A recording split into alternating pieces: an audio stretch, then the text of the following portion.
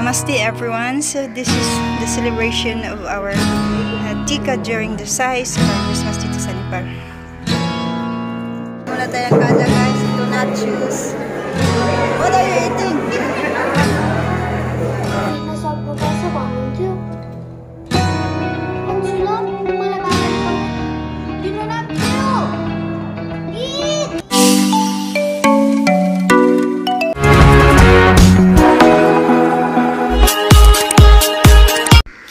Good morning everyone. Namaste. Honestly guys, we're not supposed to celebrate Dasai, but because of this baby, anak po yan ng kapatid ng asawa ko nandun sa Korea, yung tatay at saka yung nanay niya wala dito sa Nepal. So first time niyang ma-experience itong Tika, Dasai celebration. So ginanap na lang po ito para din naman ma-bless yung baby na yon. So iyan ang father-in-law ko.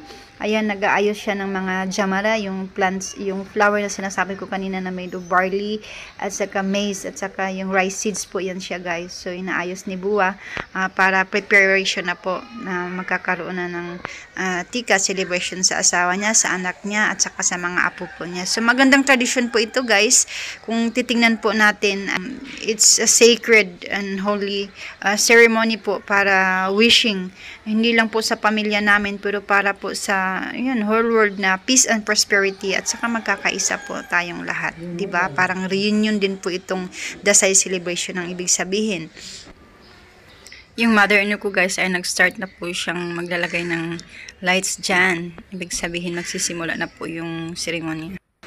Guys, this is the celebration of the Dasai like Christmas po sa atin. So celebration po, parang puja. So, hindi po ako nakaka-join kasi mayroon po akong menstruation. So, dito sa Nepal, pag may menstruation po ikaw, ay hindi po ikaw huli. So, hindi ako nakaka-join.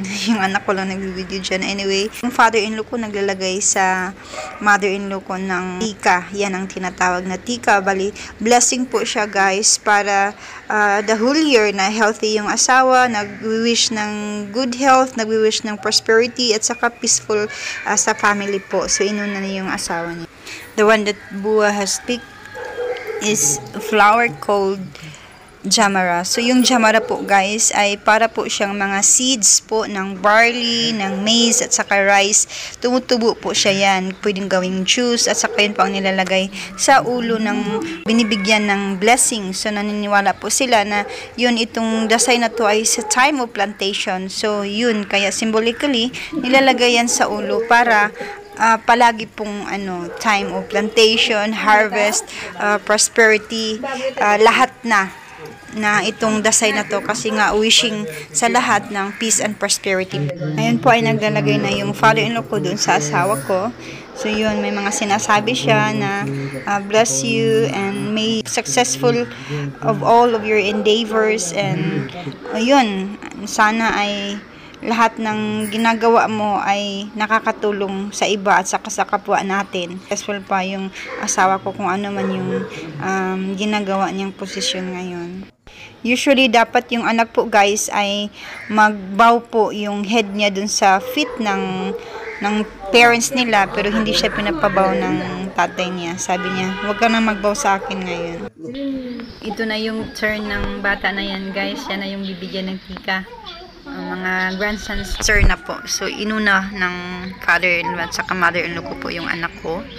Yung baby dyan ay behave naman siya, naghihintay. Sabi ng mother-in-law ko sa anak ko na huwag ka na sanang maghirap. Sana maging successful lahat. Pag-aaral mo at saka lahat-lahat ng preparation mo para sa buhay mo. Ang layo ng agwat nila guys, itong bata na to ay 15 months old pa lang, samantala yung anak ko ay 15 years old. Cross na po siya. So, ayan. Pero mahal na mahal ng anak ko yung bata na yan. Palagi nga yan nakahawak pag pupunta sa school kasi nga, di ba magpinsan sila. So, very close relationship talaga dito sa Nepal guys. Yung brothers, kahit hindi naman magkapatid na iisang nanay, nag-iisang dugo, pero brothers and sisters ang tawag nila. Kaya malilito ka. Sasabihin, this is my brother, this is my sister. Yun pala, cousins ang tawag doon. So, ganun ka-strong yung banding as a family dito guys. Very family-oriented talaga yung tradition ng mga Nepal. Nakakalimutan ko pala guys na itong Dasay ay maraming magbibigay sa'yo ng pera. So kung sino yung maglalagay ng tika sa'yo, siya yung magbibigay ng pera. Actually, nung first time ko dito sa Nepal, Diyos ko, gumawa talaga ako yung na-raise ko 13,000 rupees. Pero syempre, ngayon kasi matagal na ako dito, magto 20 years ba naman ako. Hindi na kumbaga exciting sa akin, hindi na ako bago. Kaya, mas lalo na ngayon, may menstruation ako. Wala tuloy akong nakuha ni Singkong Duling. Ay, Diyos ko. Ayan, ito na ng baby pranay na yan. Nilalagyan na siya ng tika. Tuwang-tuwa siya. Napaka-behave nitong bata na to, guys. Kahit wala yung parents niya dito sa Nepal. So, ito, inaalagaan na namin. Turn by turn kami mag-alaga niyan. Bawat isa sa amin, members sa family, ay mag-alaga sa kanya ng 1 to 2 hours. Para may banding.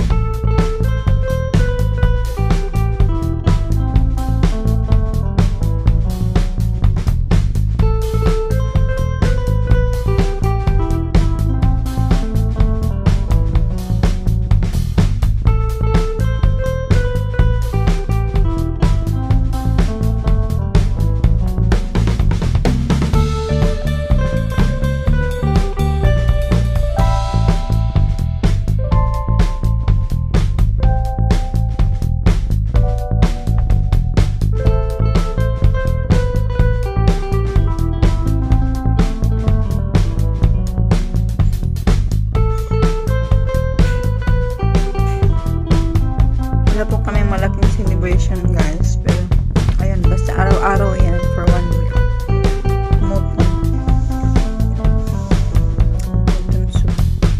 Hi guys, nandito kami ngayon sa Elof Hotel para manood ng sine. So family date namin ngayon. Punta tayo. Hi! So Gohan is here. Kami film mahal ne. Romance, Nepali romance ang panoorin namin guys. So nandito kami sa first time ni Goma manood. So I hope she has a good experience. Hey? Yes. Yeah, ini rin. Pati TikTok ba namin? Yun, sa to. Bye. So nandito na kami sa Elof Hotel guys. Ayun na yung dalawa. Doon. Yung tatay at saka yung anak niya.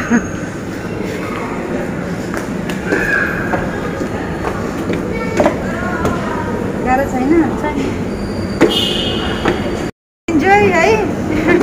Gusto rin bro, ay? Yung Chaya Center, Chaya Mall ba siya? Yung na, katira bro, ay? Ang laki dito guys, oh. Good. Ajay mati.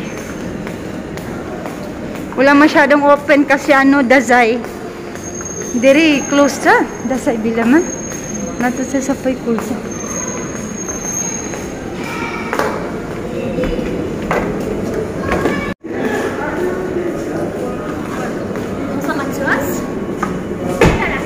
Cinema hall. And they're also taking picture there. Ayan. Dito na kami sa loob.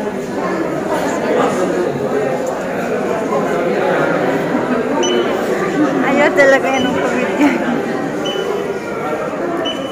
Hindi masyadong maraming tao kasi nga Dasay.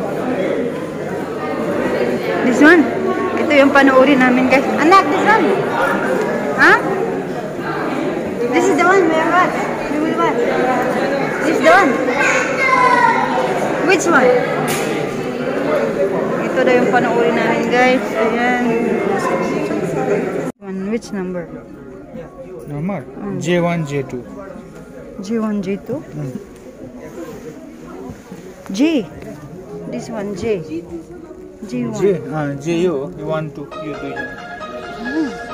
Please use our Abadal Nepal Referral Christ College, TNT College, Santo Bato, Lalipo. bringing the future of education. Very foolish to democracy.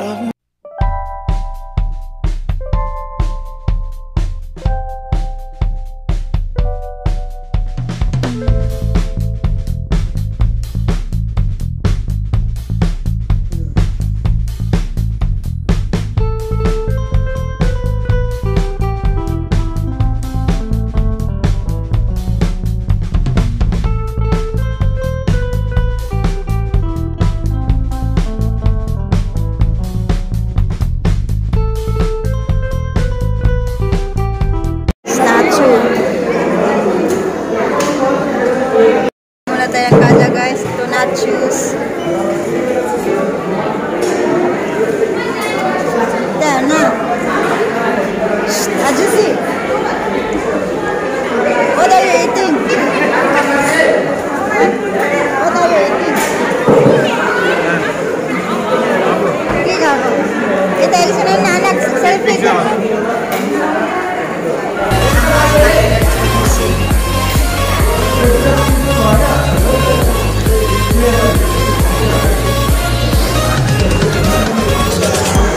Ganda naman itong ano na to, art na to.